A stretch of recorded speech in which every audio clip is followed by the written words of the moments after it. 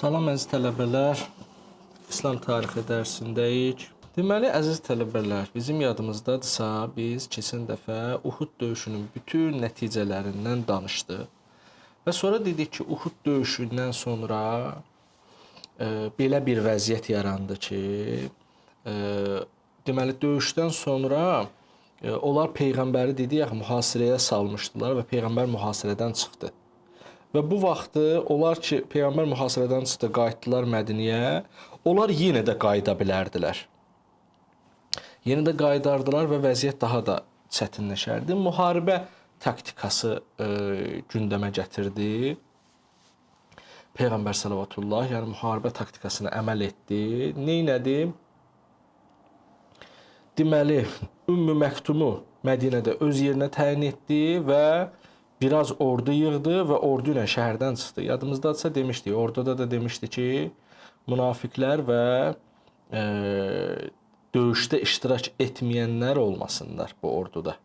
Bunun da səbəblərini keçən dəfə açmışdıq deyə burada çox da demirəm. Gəldi, bu yürüşün adı Həmraül Əsəddir. Niyə? Çünki gəldi Peyğəmbər Mədinədən çıxdı, şəhərdən çıxdı və gəldi Həmraül Əsəd deyilən bir yerdə dayandı.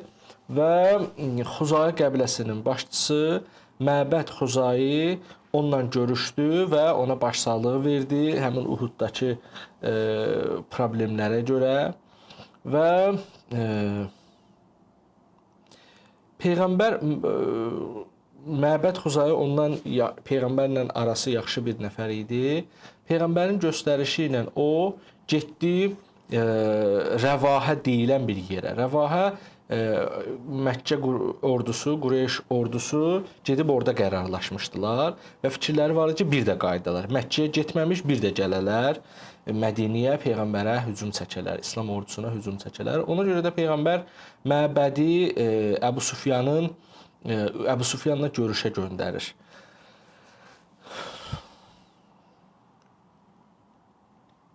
Məbəd gedir, Əbu Süfyanla görüşür və danışıq əsnasında məlum olur ki, onlar yenə müsəlmanlara qarşı hücuma keçmək istəyirlər və müsəlmanları necə deyərlər, tarmar etmək istəyirlər. Məbəd onu fikrindən daşındırır. Deyir ki, indi xəbərin olsun ki, Həmraül Əsəddə Peyğəmbər də ordu ilə gəlib, özü də həmişəkindən daha artıq ordudur və bu dəfə gələnlər çox qəzəblidirlər, qeyizlidirlər. Mən onları çox qeyizli simada gördüm. Ömrümdə belə sima görməmişəm. Çünki dünənki intizamsızlıqdan dolayı müsəlmanlar çox narahat olublar və bu dəfə daha ciddiyyətlə döyüşmək, daha qətiyyətli döyüşmək fikrindədirlər. Və çoxlu danışır, Əbu Süfyanı demək olar ki, fikrindən daşındırır. Bu dəfə də Peyğəmbər əmr eləyir ki, Həmraül Əsəddə bir neçə yerdən bir tonqal qalasınlar, müxtəlif yerlərdə tonqallar qalasınlar ki, düşmən elə bilsin ki, bunların qoşunlarının sayı çoxdur. Uhuddakından qat-qat artıqdır. Elə bu vaxtda da Səffar ibn Ümeyyə görür bu ərazidə yanan tonqalları, gəlir Əbu Süfyana deyir ki, bunlar çoxlu tonqal qalıblar, belə məlum olur ki, bunların həmişəkindən daha artıq ordu ilə gəliblər. Bəlkə də biz də elə bu qədərlə kifayətlənib Məkkəyə qayıtmalıyıq. Ona görə də Əbu Süfyan da onunla razılaşır və onlar qayıdırlar Məkkəyə. Deməli, Həmraül Əsəddə nə baş verdi?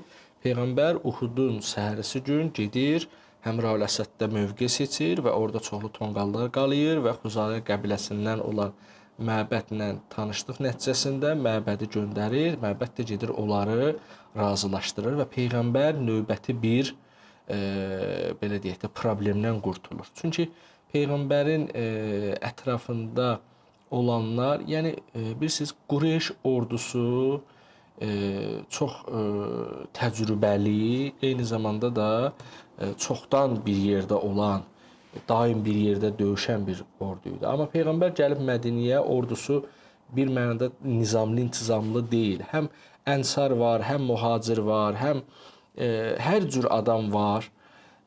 Eyni zamanda da sayları da azdır. Ona görə də və bir dəfə Uhudda artıq onlar uduzublar. Hər dəfə döyüşdə uduzulan, hər hansı bir ordu məğlub olanda, uduzanda onda bir sarsılma baş verir. Orduda bir sarsılma baş verir. Ona görə də peyğəmbər istəmirdi ki, döyüş olsun. Çünki həm hamı qəm-qüssə içində idi, həm məğlubiyyət öz sözünü demişdi, sarsıtmışdı ordunu. Həm ordusu o qədər də deyil idi. Və bəzi igidləri, xüsusən Həmzə kimi adam da artıq şəhid olmuşdu. Bəziləri də yaralı idi, xüsusən Peyğəmbər yaralı idi, Həzrət Əli yaralı idi. Ona görə də heç sərf eləmirdi. Ona görə də bir müharibə taktikası həyata keçirdib Məkkə qoşununu geri qaytara bildilər. Görürsüz, deməli, haqqa görə hansısa müəyyən manevrlar etmək doğru və düzgündür. Görürsüz, belə deyil ki, yox, biz ölsək də hər şey belə deyil. İnsan məsləhət üçün hər hansısa bir manevr eləyə bilər. Et bu manevri. Çünki başqa variantın yoxdur sənin. Əgər onlar gəlsə, Peyğəmbəri də öldürərlər, hər şey öldürərlər, hər şey aradan gedər. Nə ehtiyac var ki, insan yəni ağılsız addım atsın. Bəzən görürsüz, necə deyim, ata ilə oğul arasında bəzən belə ixtilaflar olur. Cavanlarla yaşlılar arasında belə ixtilaf olur. Mühafizəkarla, nə bilim, o islahatçı ruhiyyəsində olan kəslərin arasında belə bir ixtilaf olur. Bəzən onların dediyi düz olsa da, amma bəzən də böyüklərin dediyi düz olur. Yəni, cavanların ruhiyyəsi budur ki, yox, heç bir vəclə biz, belə deyək, geri çəkilə bilmərik. Heç bir vəclə biz qorxmuruq. Yəni, nəticə bizim üçün mühüm deyil. Amma belə deyil. Belə deyil. Nəticə mühümdür. Nəticə mühümdür. Görürsünüz, Peyğəmbər orada hansı taktikalara əl atır. Niyə? Çünki məsləhət belədir. Çünki məsələ insanların canıdır, məsələ İslamdır, məsələ Peyğəmbərdir. Bunlar hamısı xətərdədir axı. Biz qorxmuruq, hər şeyə belə olmaz. Belə olmaz. Nəticə mühümdür. Real məsələləri fikirləşmək lazımdır. Əlbəttə, bəzən zərurət olsa, məsələn, Bədir döyüşündə zərurət oldu, Peyğəmbər, yəni İslam ordusu az idi, amma Allah kömək elədi. Amma bəzən yeri varsa, elə Peyğəmbər onları öyrədirdi də ki, bax, belə də eləyə bilərsiniz, belə də eləməlisiniz. O, belə deyək, cavanlıq eləyib,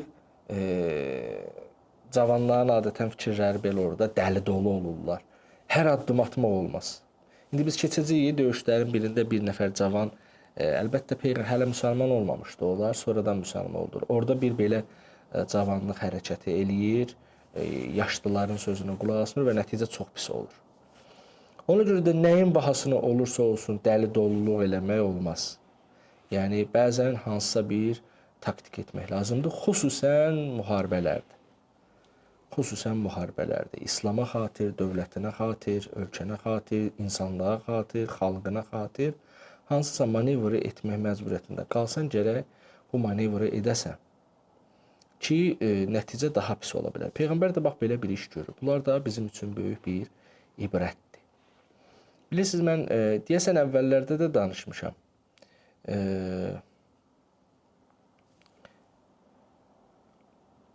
Bilmirəm, yadıma gəlmir. Təqiyyə deyilən bir şey var. Şiələr təqiyyəni qəbul edir. Bəzi müxalif məzhəblər deyirlər ki, təqiyyə etmək qorxaqlıqdır. Amma halbuki şiəyə qorxaq demək düzgün deyil də. Şiə bütün günü dua eləyir ki, Allah ona şəhadət qismət eləsin. Şiə İmam Hüseyin əleyhisselamı tanıyan adam. Amma təqiyyə ağlın göstərisidir. Bilirsiniz, Allah bizdən ağıllı olmağımızı istəyir. Lazım olsaydı Peyğəmbər hər işi möcüzə ilə aparardı qabağa. Lazım olsa Peyğəmbər qeybi xəbərlərlə çox məsələləri həll eləyərdi. Qeybi köməklərlə həll eləyərdi. Amma Peyğəmbər ümmətlə bir yerdə, ümmətə və tarixə, insanlığa, müsəlmanlara dərs qoyur, həyatı başa salır. Ki, hər şey təbii gedişatla baş verməlidir.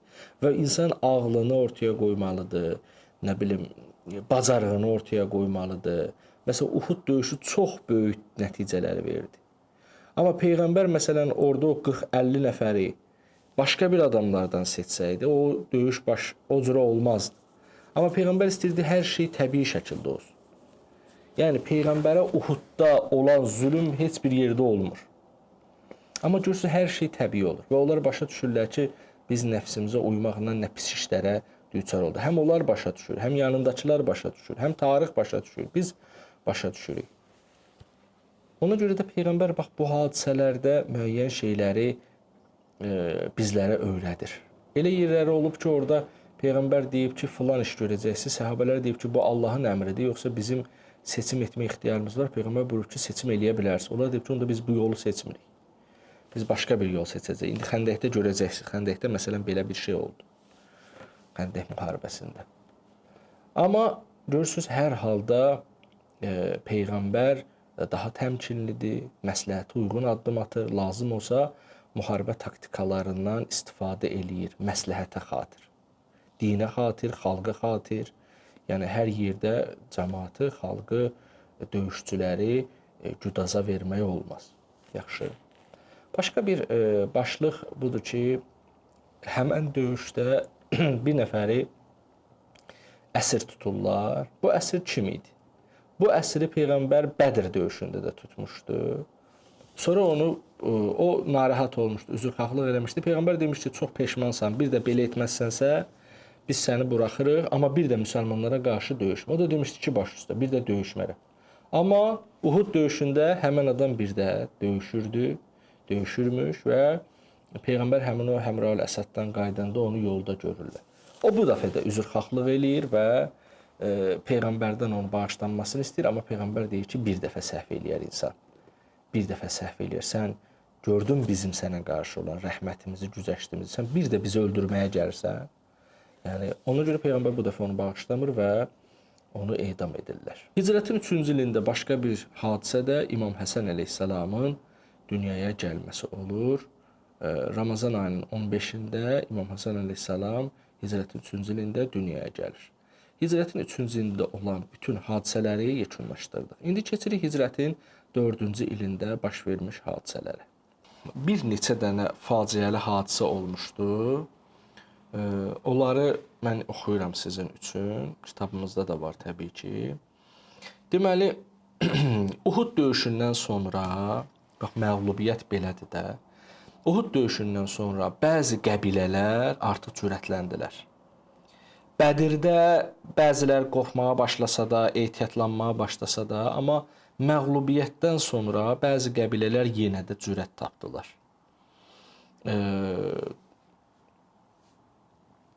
Məsələn, Peyğəmbər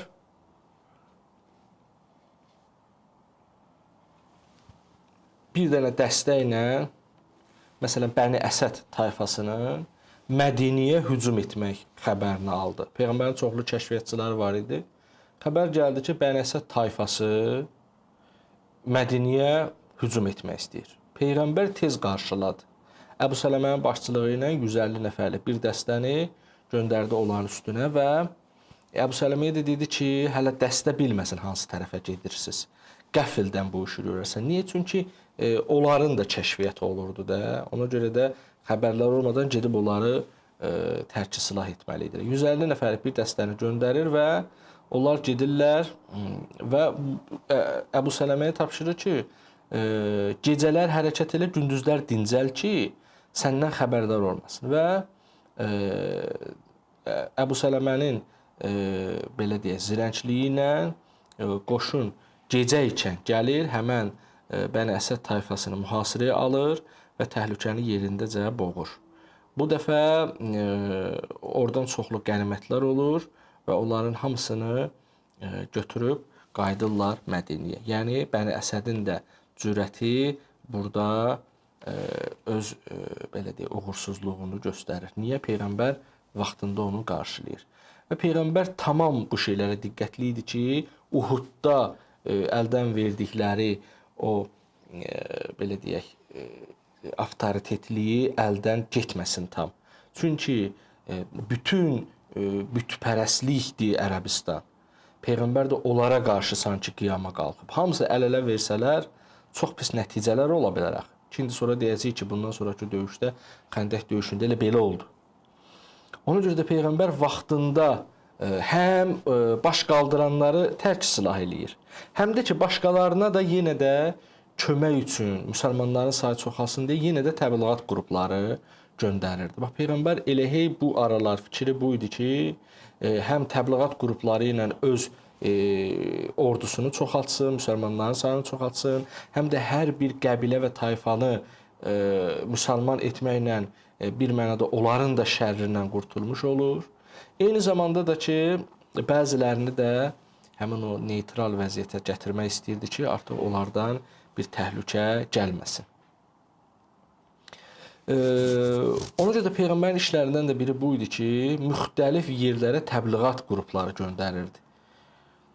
O ki, Quranı əzbər bilirdilər, imanlı idilər, şücaətli idilər. Onlardan ibarət qrupları düzəldirdi, müəyyən yerlərə göndərirdi ki, gedib orada təbliğ eləsinlər. Dediyimiz kimi Peyğəmbərin gücü çoxalsın, yəni İslamın gücü çoxalsın.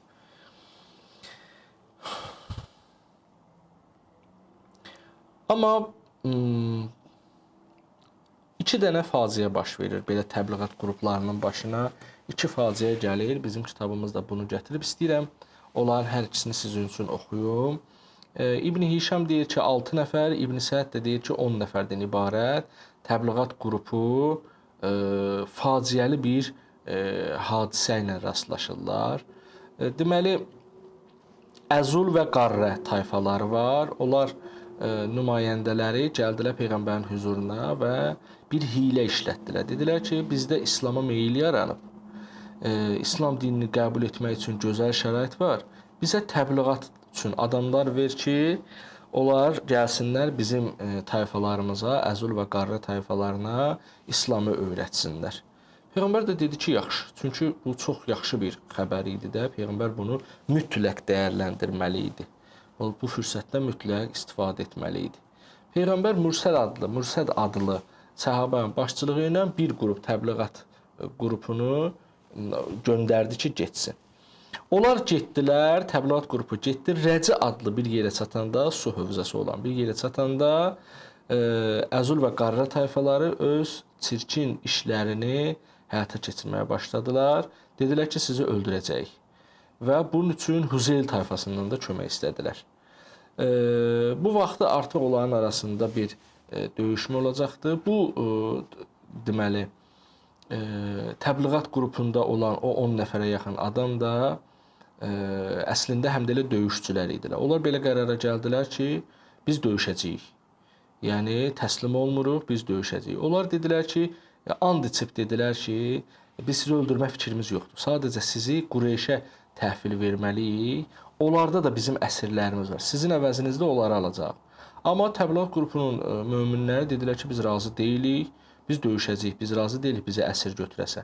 3 nəfər istisna, qalan hamısı döyüşməyə başladılar və təbii ki, hamısı şəhid oldular. Rəci şəhidlərdilər də onlar.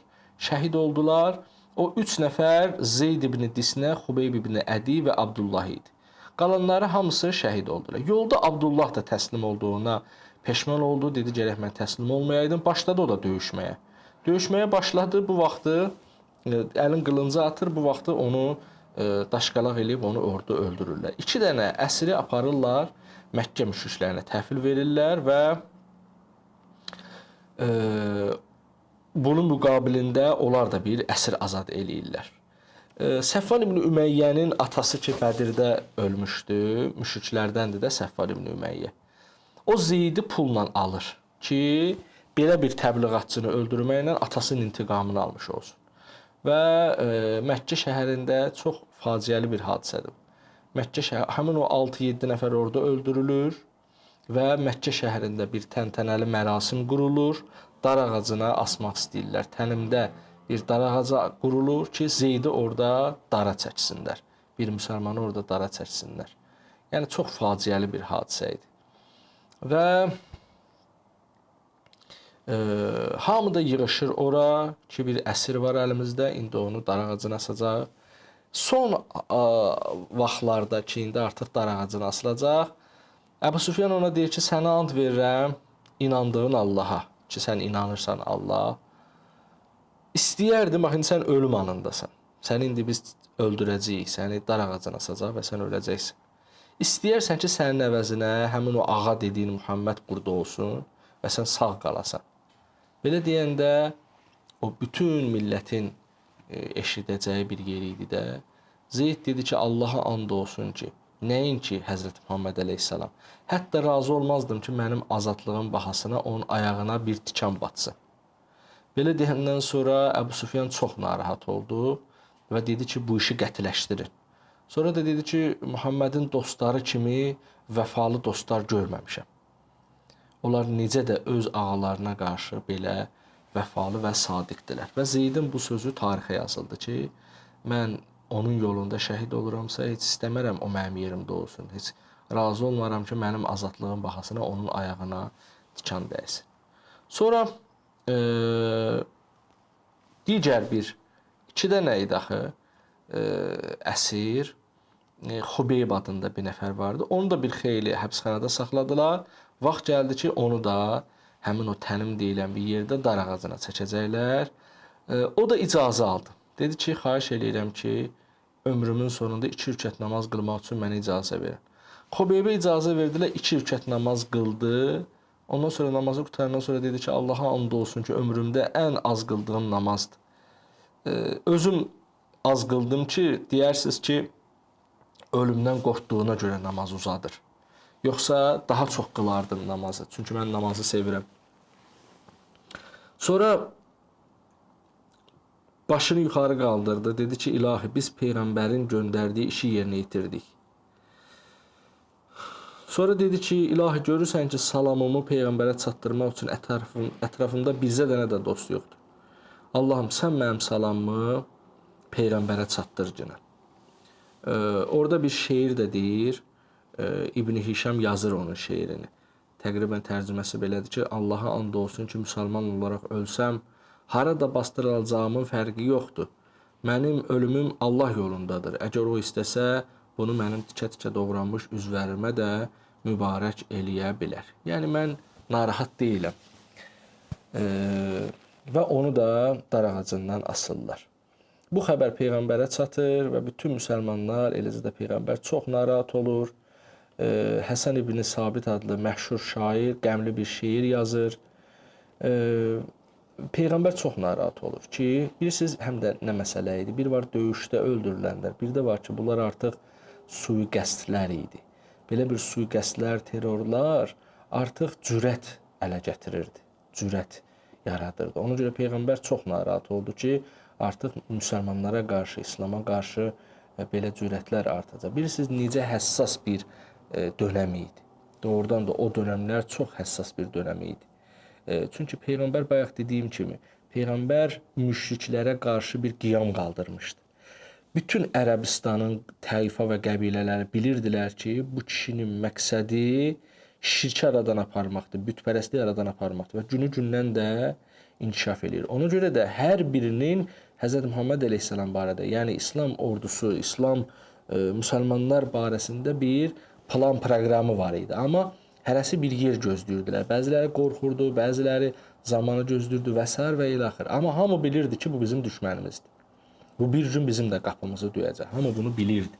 Çünki onun barəsində çox şey eşidirdilər. Qətiyyətini çox görürdülər. Ona görə də Peyğəmbər də bilirdi ki, hər bir hadisə başqalarını qaldıra bilər və İslamı tamamilə aradan apara bilər. Yenə deyirəm, Xeybər döyüşü də elə belə, Xeybər yox, Xəndək döyüşü də elə belə oldu. Onların hamısı əl-ələ verdilər. Nə qədər tayfa və qəbilələr hamısı əl-ələ verdi ki, gəlin gedək bu məsələni həll eləyə, qurtarsın getsin. Gəldilər ki, Peyğəmbər və İslamı bir dəfəli məhv eləsinlər, ondan da bu problem də aradan getsin Ərəbistanda. Orada da Peyğəmbər çox narahat oldu. Və bunun üçün yenə də bir plan proqramlar düşünməyə başladı. Sonra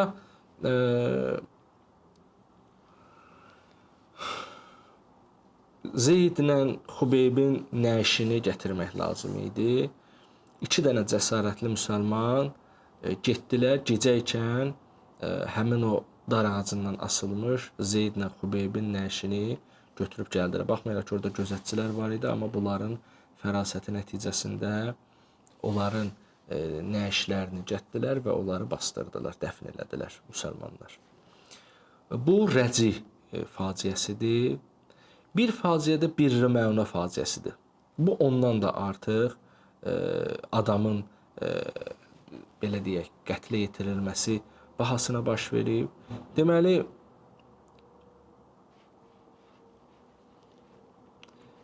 bir də Amir ibn Malik ibn Cəfər Mədiniyə gəldi, Peyğəmbərlə görüşdü. Peyğəmbərə xoş sözlər dedi. Peyğəmbər də onu İslam'a dəvət elədi. Dedi ki, yox, mən İslamı qəbul etmirəm. Amma elə belə sənə bir yaxşı xəbər demək istəyirəm ki, Nəcdə böyük bir təbliğat qrupu göndərsən, oranın əhalisi iman gətirər. Mən oradan gəlirəm, bilirəm oranın vəziyyəti necədir. Çünki onlarda mən İslam'a bir meyil görmüşəm. Ona görə də sənə məsləhətim budur ki, Nəcdə bir təbliğat qrupası göndər və orada yaxşı nəticələr əldə edərsiniz. Peyğəmbər dedi ki, yəni bu ki deyir çox göndər. Peyğəmbər qorxdu ki, bu hiyləyə əl atar. İndi bəzi tarixçilər deyirlər ki, Rəcidə baş verən hadisə hələ Peyğəmbərə gəlib çatmayıb onun nəticəsi. Hələ Peyğəmbərə gəlib çatmadan Amir ibn Malik gəlib Peyğəmbərin yanına. Heç hələ Peyğəmbərin xəbəri yoxdur Rəcidə nə baş verir. Yəni bunlar, elə bir ki, bunlar gedən kimi bunlar gəliblər. Yəni hələ o hadisənin problemləri Peyğəmbərə gəlib çatmayıb. Ya baş verməyib. Yaxşı, baş veribsə də hələ, yəni ona görə də Peyğəmbər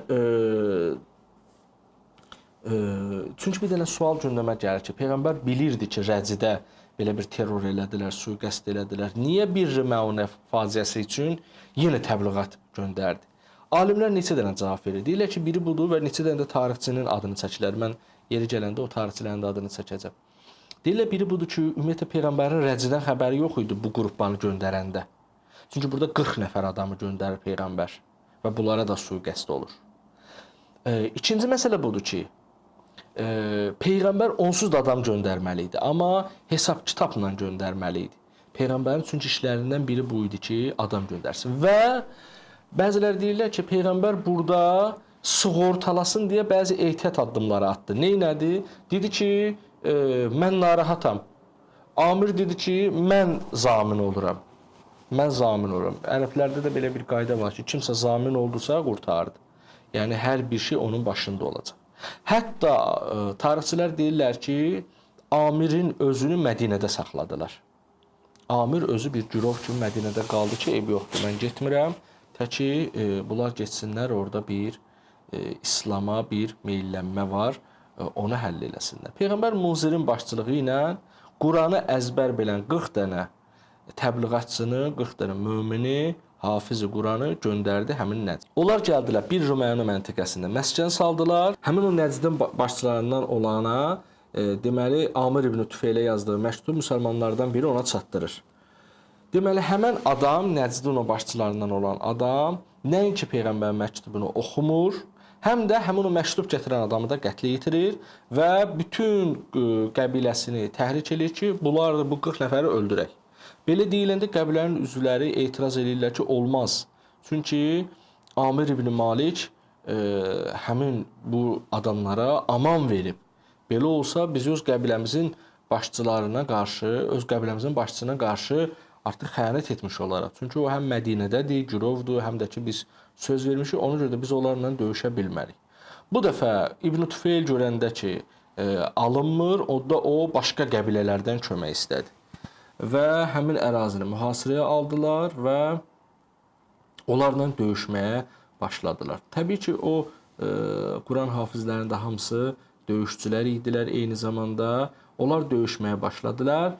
Demək olar ki, hamısı şəhid oldu. Hamısı şəhid oldu. Bir dənə Kəb ibn Zeyd idi ki, o yaralı qaldı və yaralı halda özünü güclə Mədiniyə çatdırdı və Peyğəmbərə hadisədən xəbər verdi. Peyğəmbər bu hadisəyə də çox narahat oldu. Bu hadisə də Peyğəmbər üçün çox üzücü oldu. Həmin o Ət-Təbəqatul Kubra əsərinin müəllifi İbn Sədin fikri belədir ki, hər iki faciənin xəbəri Peyğəmbərə eyni gündə çatır. Yəni ikinci qrup göndərilən zaman hələ birinci qrupdan bir xəbər yox idi. Yenə deyirəm, çünki bəziləri desə ki, nə üçün belə ehtiyatsızlıq, belə olmadı. Əvvəla Amir girov kimi qaldı, Amir ibn Malik. O girov kimi qaldı. İkinci məsələ budur ki, o söz verdi. Üçüncü məsələ budur ki, ümumiyyətlə hələ Rəci hadisəsinin pis xəbərləri gəlib Mədinəyə çatmamışdı. Dördüncü də budur ki, ümumiyyətlə Peyğəmbər təbliğat qruplarını göndərməli idi. Hər nə olsa da göndərməli idi. Düzdür, bilsəydi ki, real problem var, göndərməzdi. Amma bunları etməli idi. İndi burada başqa bir məsələ var ki, qeybi xəbər falan, bəs məlum olur ki, Peyğəmbər qeybi xəbərə çox da zərurət olanda elə Cəbrail özü gəlib xəbər verirdi.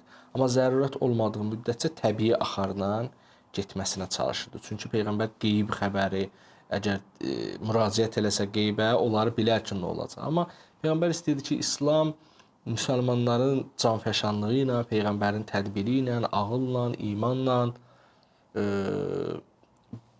belə şəkildə inkişaf eləsin, belə şəkildə qalib olsun. Yaxşı. Növbəti mövzumuz Bəni Nəzir döyüşüdür. Bəni Nəzir döyüşündə, Bəni Nəzir döyüşü deməli Yahudilərlə olan bir döyüşdür. Bəni Nəzir, bilirsiniz də, Bəni Nəzir, Bəni Qureyzə və Bəni Qeynuqə tayfaları var idi. Peyğəmbər onların hər biri ilə, onlar Mədinədə yaşayan tayfalar idi, Mədinə və Mədinə yaxınlığında. Peyğəmbər onların hamısı ilə ilk əvvəldə müqavilə başlamışdı. Demişdi ki, biz ki buranın rəhbəriyik, siz də bizim rəhbərliyimiz altında məskunlaşırsınız. Siz müqavilə imzalamalıyıq ki, sizdən bizə problem gəlməyəcək. Əgər problem gəlsə, onda biz sizlə artıq başqa cürə danışacaq. Deməli, bu dəstədə artıq özündə bu qəbilədə, yəni Bəni Nəzir Yahudiləri də özlərində bir cürət hiss elədilər. Peyğəmbər bir gün Bəni Nəzir Yahudilərinin mövqeyini öyrənmək məqsədi ilə ki, görək bunların, yəni Peyğəmbər başa düşdü ki, bunlar da özlərində bir cürət hiss eləyirlər və bunlardan da hansısa bir təhlükə var. Peyğəmbərə məlum oldu bunlar ki, bunlar bir gün bizə xəyanət eləyəcək. Ona görə də bunlardan bir xəbərdar olması üçün onların yerləşdiyi qala şəhərciyinə getdi. Peyğəmbər oranın rəhbəridir də, biraz bir qoşunla, bir dəstə ilə getdi onların qala yerinə. Onlar Peyğəmbəri içəri çağırmaq istədilər. Peyğəmbər dedi ki, yox, mən gəlmirəm. Mən gəlmirəm. Həm də Peyğəmbər demişdi ki, indi bayaq oxumadığım bir hadisədə ki, bir nəfər iki nəfəri öldürmüşdü. Bir müsəlman 2 dənə günahsız adamı öldürmüşdü səhv salaraq. Peyğəmbər onların qan bahasını almaq üçün həm də güya elə Yahudilərdən kömək istəyir. Bu niyyətlə getmişdi ki, onların bir iç üzünü də görsün. Peyğəmbər bilir, amma istəyirdi ki, onlar bir iç üzünü də göstərsin. Yaxşı bir taktikaydı bu. Buna diqqət eləyin. Buna diqqət eləyin siz. Peyğəmbər görür ki, artıq bəzi qəbilələr cürət tapıb. Onlardan biri də Bəni Nəzir Yahudiləridir. Bunlar da Mədinənin daxilində yaşayır. Yaxınlığında yaşayırlar. Və bunların xəyanəti çox pis şəkildə ola bilər. Peyğəmbər bilir. Amma ortada bir fakt yoxdur. Peyğəmbər onları əslində çıxartmaq istəyir. Amma ortada bir fakt yoxdur. Ortada bir hadisə yoxdur. Ona görə Peyğəmbər gedir onların yanına ki, onlara desin ki, bizə maddi kömək eləyir. Həm də ki, Peyğəmbərin ixtiyarı vardı onu demək. Çünki onlar Peyğəmbərin hakimiyyəti altında yaşayırdılar. Peyğəmbər onları qoruyurdu. Onlara getdi demək ki, sizin çox pulunuz var da, bizə kömək eləyərsiniz. Onlar dedi ki, bəli, kömək eləyərik. Peyğəmbəri içəri çağırdılar. Peyğəmbər getmədi. Oturdu elə qalanın bir yerində. Qalanın bir yerində oturanda, qalanın yəni yanında da, divarının bir yerində oturanda bu dəfə onlar bir-birləri ilə pıçıldaşmağa başladılar. Pıçıldaşmağa başlayanda sən demə Peyğəmbərə qarşı onlar artıq sui-qəsd hazırlayırlar. Əmr ibn Cəhaş adlı bir nəfərə deyirlər ki, Peyğəmbər oturduğu yerdən, qalanın o üstündə, həmən yerdən böyük bir daşı at onun üstünə. Ki, elə orada o dünyasını dəyişsin, bundan da müsəlmanlıq məsələsi həll olsun. Bu vaxtı Əmr ibn Cəş qalxdı qalanın divarına, böyük bir yekə daşı hazırladı ki, elə oradan aşağı salsın. Vaqid adlı bir tarixçi deyir ki, Cəbrail gəldi ona nazil oldu. Dedi ki, Peyğəmbər burada xəbər var, dur. Yəni burada bir problemli bir məsələ var, dur. Və başqaları da deyirlər ki, Peyğəmbər özü durdu, hiss elədi bu təhlükəni. Peyğəmbər durdu, heç nə demədi, getdi birbaşa Mədinəyə tərəf. Yahudilər çaşbaş qaldılar ki, bu nə oldu? Bizim hiləmizdən xəbərdar oldu? Yoxsa nə baş verdi? Nə oldu? Bax belə bir xeyli gözlədilər, Peyğəmbər gəlmədi. Xeyli gözlədilər, gəlmədi və Bəni Nəzir yəhudilər tamam təşviş içində oldular. Peyğəmbər sallallahu da neynədi? Getdi Mədinəyə, bir ordu topladı. Ordu topladı, qayıdıb gəldi onlara tərəf ki, və Məhəmməd ibn Məsləmə bir ordu topladı və Məhəmməd ibn Məsləməni özündən qabaq göndərdi. Ora ki, get yəhudilərə de ki, Bəni Nəzir rəhbərliyinə denən ki, siz sui-qəsd hazırladınız. Siz pis iş gördünüz. Ona görə də 10 gün müddətinə siz tərk eləməlisiniz Mədinəni. Bizim sizinlə müqaviləmiz vardı, siz müqaviləni pozdunuz və Peyğəmbəri öldürməyə qalxdınız. Özünüz də bunu yaxşı bilirsiniz. Peyğəmbərin də bundan xəbəri oldu. Ona görə də siz 10 gün ərzində buranı tərk eləməlisiniz. Bu həmin Məhəmməd ibn Məsləmə də getdi, onlara dedi. Onlara deyəndə onlar çox narahat olur. Çünki illərdir burada yaşayıblar, hər şeyləri buradadır. Əkin sahələrindən tutmuş, evləri, eşikləri, hər şeyi. Peyğəmbər deyir ki, köçüb getməlisiniz. Onlar çox narahat oldular. Dedilər, axı bizlə nə üçün belə eləyirsiniz? Məhəmməd ibn Məsləmə də onları başa saldı. Dedi ki, siz xəyanət elədiniz, bizim sazişimiz var idi, amma siz bizim sazişimizi pozdunuz, siz Peyğəmbəri öldürmək istədiniz. Artıq iş işdən keçib. Peyğəmbər qərar verib, siz də bunu etməlisiniz. Onlar qaldılar ki, neyniyək, necə eləyək? Bəziləri dedilər ki, biz gəlin müsəlman olaq. Amma Hüyey ibn Əxtəb onların başçısı idi, dedi ki, yox, belə olmaz, biz müsəlman ola bilmərik və gərək ki, onda çıxıb gedək. Bu vaxtı Mədinə yəhudilərinin başçısı Abdullah ibn Ümey onlara xəbər göndərdi ki, mən 2000 nəfər qoşunla sənə kömək eləyəcəm. Xüsusən də sizin öz belə deyək, tərəfdarlarınız, tərəfkeşləriniz, Bənu Qeynuqə, Bənu Qureyzə, bunlar da sizə kömək eləyəcəklər. Ona görə də getməyin. Qətəfan yahudiləri sizi tək qoymayacaqlar. Getməyin. Belə olanda bəzilər dedilər ki, gedək, amma Hüyey ibn Əxtəb ki, onların böyüklərindəndir. O dedi ki, yox, getməyək, döyüşək. Bu dəfə söz Peyğəmbərə çatdı və Peyğəmbər dedi ki, onda biz bu qalanı mühasirəyə alacaq. Peyğəmbər o qalanı mühasirəyə aldı. Bəzi tarixdə 6 gün, bəzi tarixdə 10 gün, 12 gün, 12 ya 15 gün deməli onları mühasirədə saxladı. Bəzi tarix deyir ki, orada döyüş olmadı. Bəzi tarixçilər deyirlər ki, biraz yüngül döyüş oldu. Bir neçə nəfər yahudilərdən həlak oldu. Və Peyğəmbər də həmən dönəmdə onlar çıxıb getsinlər deyə müəyyən şeylərə də əl atırdı. Təsəvvür edin ki, Peyğəmbər həmişə döyüşlərdə, müharibələrdə deyirdi ki, bir neçə dənə şeyə diqqət edəcəksiniz. Biri uşaqlar və qadınlardır, qocalardır. Biri də ağaclardır. Onlara heç vaxt xətər toxundurmur. Çünki bizim müharibəmiz döyüşçülərləndir. Bu dəfə Peyğəmbər əmr elədi ki, indi xurma ağacları, onların ətrafında xurma ağacları tamam kəsilməlidir. Niyə? Hər tərəfdən onları tərk silah və naumid etmək istəyirdi ki, onlar çıxıb getsinlər. Döyüşsüz filan, onlar çıxıb getsinlər. Peyğəmbər onlara sanki onlarla döyüşmək istəmirdi. Amma eyni zamanda da onların Mədinədə qalması da həddindən artıq problem idi. Görürsünüz, Peyğəmbər özü bu problemi gündəmə gətirdi. Bəhanə elədi, qan baha salmaq üçün ki, onlara kömək üçün gedir və onların orada da içəri girmir, qalanın divarında əyləşir və onların pis olduqlarını onlara isbat eləyir ki, siz pissiz və mən bu cəhətdən də sizi buradan qovuram. Döyüşmək də istəmir, biraz nəsə hərəkət etmək istəyənlər də tərk silah eləyirlər.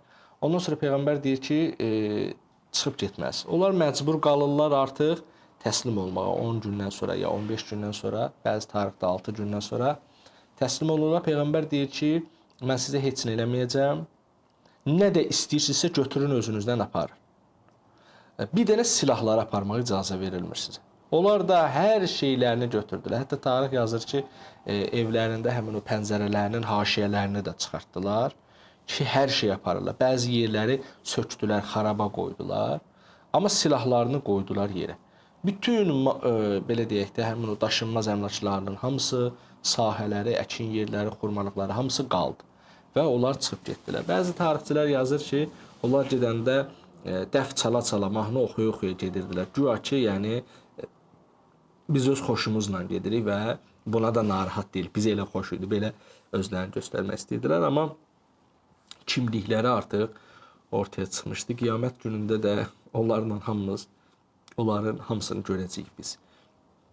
Yəni Peyğəmbər bir daha göstərir ki, siz xəyanətkarsınız və xəyanət etdiyinizə görə mən sizi qovuram. Amma onlara hər şey eləyə bilər Peyğəmbər, qüdrəti var, o qəbiləni tamam məhv eləyə bilər, amma eləmir. Demək istəyir ki, mən sizlə işim yoxdur. Sizinki qaldı Allaha. Siz tövhidçisiniz, amma məni qəbul etmədiniz və bu dəfə də din adına gəlmiş Allah Peyğəmbərinə xəyanətdə bulundunuz. Onsuz da lap pis xəyanət eləyəcəydiniz. İndi də terror etmək istəyirdiniz Peyğəmbərə qarşı. Bax, belə bir şey oldu.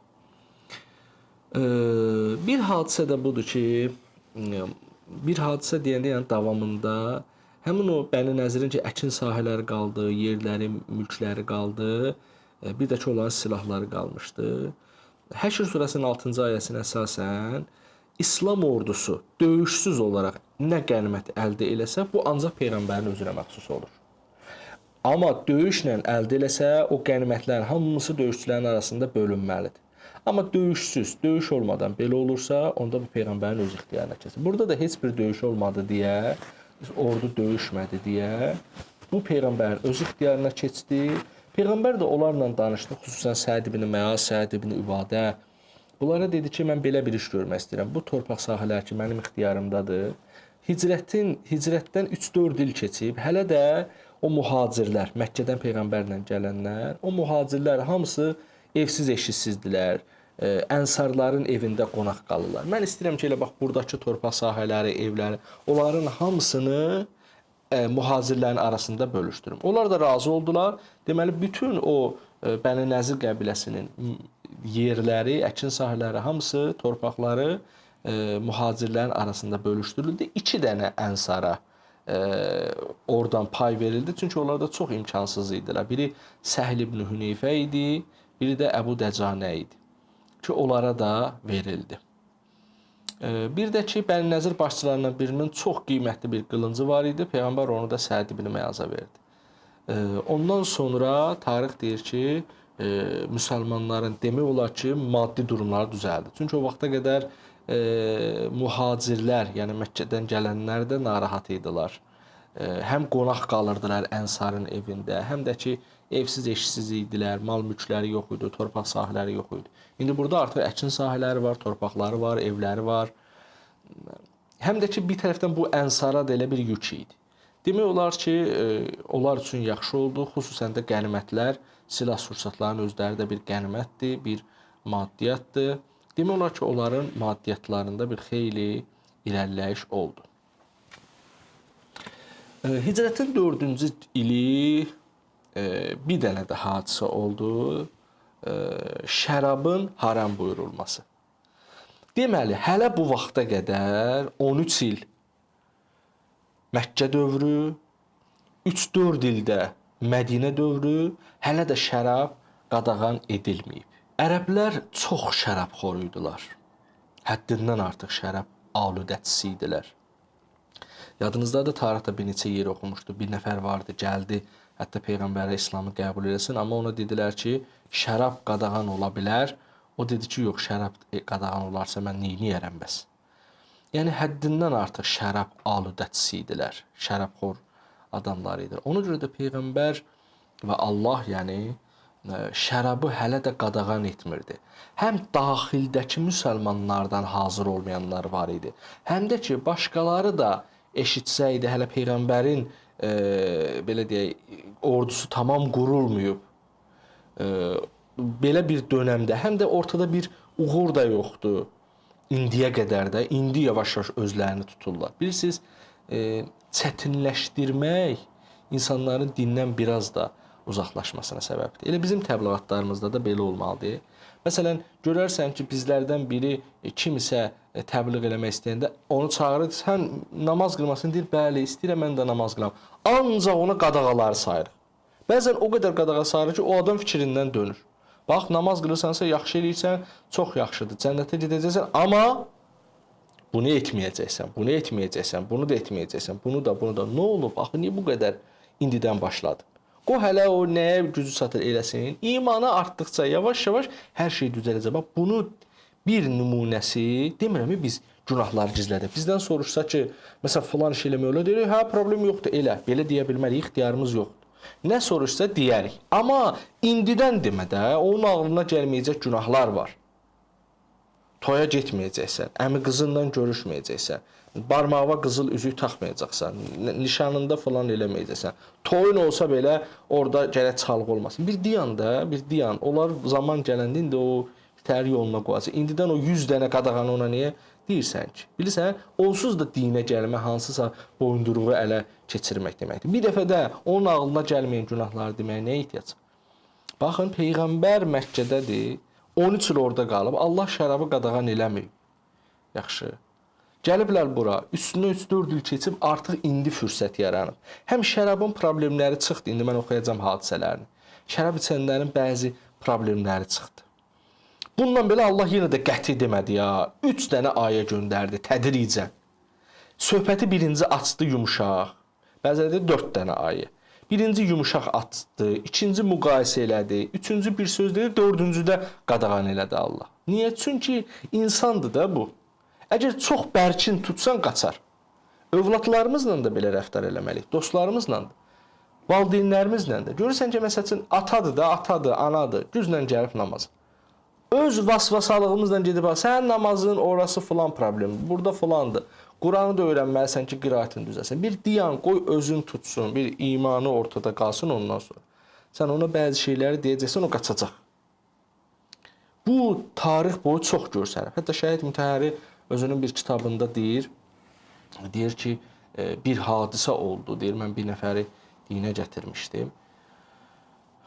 Deyir, sonra mən onu görmədim. Sonra bir dəfə başqa bir yerdə görəndə dedim, nə məsələ, dedim, mən dindən falan çıxmışam. Dedim, yaxşı eləməsən, amma bir dənə səbəbini deyir.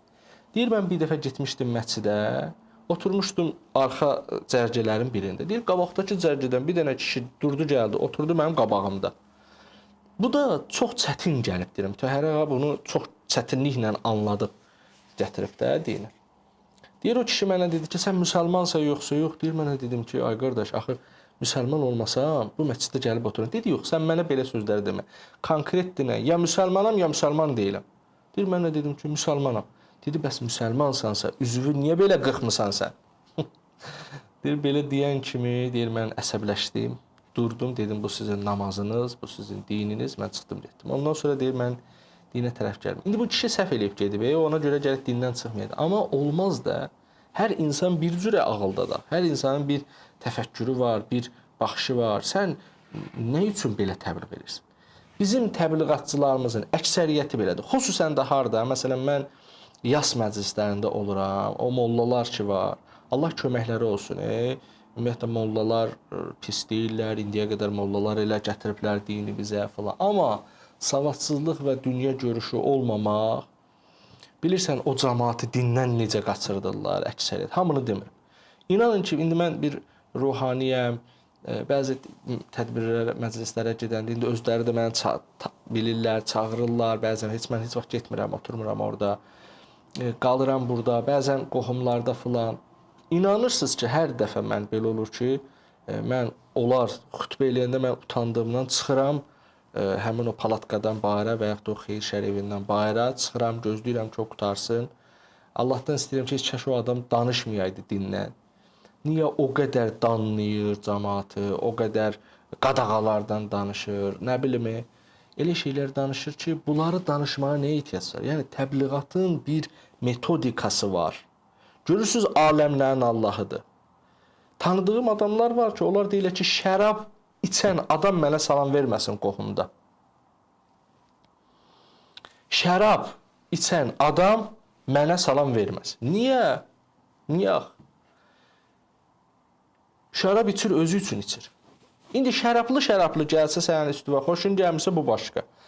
Amma bir nəfər başqa vaxtlarda şərab içəndir, sənin qohumundur, əmindir, dayındır, əmin oğludur. Niyə sənə salam verməsin? Ona görə də bəzi şeylər var ki, təbliğatçılar çox xarab eləyirlər. Məsələn, mən xütbələrim, orada bir yas məclislərin birində eşitdim ki, deyir ki, övladımız bizim üçün şər yeridir. Və Qurandan ayə gətirir. İndi bunu eşidən cəmaət dinə gələr. Dinə gələr o cəmaət ki, deyir ki, övladla adamı düşmən eləyir də. Əslində Allahın məqsədi başqa deyil orada. Allah demək istəyir ki, çox bağlanma da, ona xatir günah eləmə. Bu gətirir övladla valideyni bir-birinə düşmən qərar verir. Bu dinə kim gələr? Yəni mollalar özlərində bəzən cürət tapırlar. Elə o cəmaatla danışırlar. İnan ki, Peyğəmbər o qədər cürətli danışmayıb onlar. Biz ancaq təbliğ eləyək, biz ancaq dinin gözəlliyindən danışaq. Yəni elə bil ki, bizim orada konkret Peyğəmbər kürsüsündə əyləşmiş. Olmaz belə. Xanım mollalarda vəziyyət lap pisdir, lap pisdir. Onların ki, savadları azdır. Onların ki, nə bilim, yəni də çox belə biabır vəziyyətdir. Qoy bunu deyim, Allah savadlılarından çox uzaq eləsin. Sanın ki, orada adamlar savab qazanmaq əvəzinə əksinə cəmaatı dindən iyrəndirirlər və bunun özü bir pis təbliğatdır. Ona görə heç kəs onlar danışmasın. İnanın ki, mən çöldə dua eləyirəm onlara. Bütün din adına danışanlara canım qurban olsun. Mən demirəm ki, biz belə, o belə. O elə başa düşür ki, düz eləyir. Amma kaş bilə ki, səhv eləyir. Yaxşı, mən utanıram o cəhətdən ki, orada mən qohum, əqrəba hamı bilir ki, mən dindar adamam, mən axund olmuşam, mən ruhaniyəm. Mən deyilə ki, budur, din necə eləyir? Allah haqqı axırıncı dəfə bir qohumum gəldi, dedi ki, o kişini mən gedəcəm, pis rəftar eləyəcəm ondan. Mən dedim ki, yox, ayıb olar, sənin yasın. Dedi, bəs o nə ilə danışır? Bizi niyə təhqir eləyir ki? Gəlmirsən, yasını oxu, Fatihəni ver, dur, çıx get. Danışanda da gözəlliklərdən. Bunun indi yeri gəldi deyirəm. Bilirsiniz, bunları bilməliyik biz. Görün ki, 17 ildir Allah şərabı qadağan eləmir. Peyğəmbər müsəlmanlarla görüşür, eləsi var ki, orada şərab içir, gəlir. Peyğəmbər bilir ki, bu adam şərab içəndir, o adam şərab içəndir. Təsəvvür edirsiniz müsəlmanların içində. Bunlar var. Və Allah bilirdi ki, vaxtı gələcək. Və yavaş-yavaş Allah onların zehnini düzəldirdi. Allah Teala buyurdu ki, ey Peyğəmbər, səndən içki və qumar haqqında sual eləyənlərə denən ki, onlarda həm böyük günah var, həm də insanlar üçün mənfəət var. Yəni, dünyəvi mənfəət var da, alqı-satqı eləyirlər, ya içirlər, ləzzətinə qərq olurlar. Amma Peyğəmbər denən ki, günahı mənfəətindən daha böyükdür. Görürsünüz, Allah necə yumşaq-yumşaq danışır hələ, başa sala-sala danışır. Və belə-belə onların məsələlərini deməyə çalışırdı. Və Əbdurrahman İbn Avf çox tanınmış səhabə idi, əzəmətli sərkərdə idi. O bir dəfə özü ziyafət təşkil etmişdi, orada şərab da qoymuşdu. Şərabda ziyafətdə iştirak edənlər yeyib içdilər, bu dəfə namaz qırmağa başladılar. Namazda Kafirin surasını oxuyanda deməkdən ki, mən sizin ibadət etdiyiniz bütlərə ibadət etmərəm, dedi ki, mən sizin ibadət etdiklərinizi ibadət eləyərəm. Belə dedilər və hamı da bunu gördü. Ərəbdilər, hamısı başa düşürlər və orada bir səs-küy qalxdı. Söhbət Peyğəmbərə də çatdı. Peyğəmbər də narahat oldu. Sonra növbəti bir ayə nazil oldu ki, ey iman gətirənlər, heç olmasa sərxoş halında dediyinizi anlamayana qədər namaza yaxınlaşmayın. Allah dedi ki, bu dəfə şərab içicə namaza gəlməyin. Təsəvvürsə Peyğəmbər də bunlara səbr eləyir, bu şərab içənlərə. Bəziləri şərab içirdilər. Ondan sonra bəziləri dedilər ki, doğrudan əgər Allah deyirsə, deməli Allahın çox da xoşu gəlmir. Onda bəziləri öz xoşu ilə ümumiyyətlə bir dəfəlik şərabı tərk etdilər. Çünki gördülər ki, Allah istəmir ki, namazlı insan şərablı olsun. Deməli, namazlı istəmirsə, yəqin başqa vaxtlarda da istəmir. Bəziləri öz xoşu ilə əl çəkdilər. Sonra bir dəfə bir hadisə oldu ki, ənsardan bir nəfər ziyafət verirdi, yenə də şərablar düzüldü, süfrəyə yedilər, içdilər. Bu dəfə başladılar möhkəm bir dava dalaşa. Ondan sonra söhbət də getdi Peyğəmbərə çatdı. Peyğəmbər gördü ki, bunlar bir-birindən dalaşır, lazımsız sözlər danışırlar. Çünki şərab içəndə adamın ağlı başından gedir. Peyğəmbər dedi ki, bu şeylər nəyə lazımdır? Ondan sonra Allah ayə nazil edir ki, ey iman gətirənlər, şərab da, qumar da, bütlər də, faloqlar da şeytan əməlindən olan murdar bir şeylərdir. Bunlardan çəkinin ki, bəlkə nicat tapasın. Bax, bu vaxtda Allah şərabı qadağan elədi. Ondan sonra Sünni və Şiə mənbələrində də göstərilir ki, ikinci xəlifə bu ayədən sonra dedi ki, indi artıq son qoyduq ilə. Artıq gördük ki, sən həm elə namazda, həm qeyri vaxtlarda sən şərabı haram elədin. İndi də biz şəraba son qoyduq. Yəni bu ayəyə qədər, Hicrətin 4-cü əsrinə qədər əksər səhabələr şərab içirdilər. Yaxşı. Bir ara namazda da şərab belə deyək də içkili halda dururdular. Allah onu ayə ilə dedi, ondan əl çəkdilər. Bir müddətdən sonra da belə şeylər eləyirdilər. Peyğəmbər də dedi onlara və Allah ayə nazil elədi. Bununla da artıq şərab qadağan edildi. Vaxtımız çox keçdi əziz tələbələr, amma dedim mövzumuzu tamam yekunlaşdırım. Bu günlük dərsimiz bu qədər. İnşallah gələn həftə dərsimizdə görüşmək ümidi ilə. Sağ olun.